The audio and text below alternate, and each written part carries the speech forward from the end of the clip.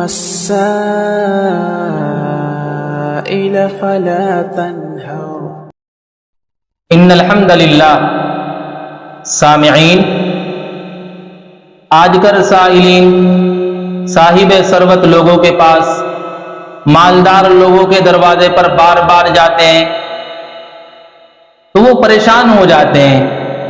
تو اس بارے میں مالدار لوگوں کو کیا کرنا چاہیے؟ بار بار ان کی حاجت کو پورا کرنا چاہیے، بار بار دینا چاہیے یا منع کر دینا چاہیے؟ تو سامعین، میں آپ کی خدمت میں ایک اصولی جواب پیش کرتا ہوں۔ جاننا چاہیے کہ آج کل نہ تو سائلین مانگنے والے حد میں رہتے ہیں اور نہ ہی صاحب ثروت حضرات، مالدار حضرات حد میں رہتے ہیں، دونوں ہی حد سے تجاوز کرتے ہیں۔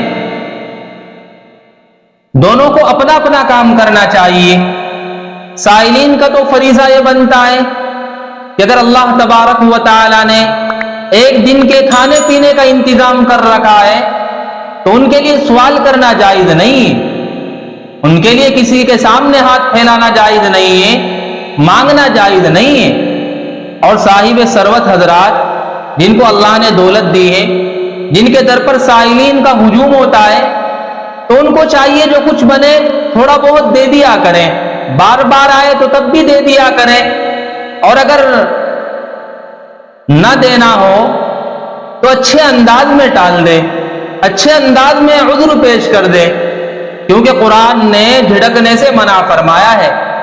اللہ تبارک و تعالی نے سورہ ضحیٰ میں فرمایا وَأَمَّا السَّائِلَ فَلَا تَنْهَرْ، نبی جی آپ سائل کو مت جھڑکیے۔ تو صاحب ثروت حضرات کا مانگنے والوں کو جھڑکنا اور یہ کہنا کیا بھٹے کھٹے ہیں، آپ کو مانگنے کی کیا ضرورت ہے، اس طرح کے الفاظ کا استعمال کرنا یہ زیب نہیں دیتا، یہ کامل ایمان کے خلاف ہے۔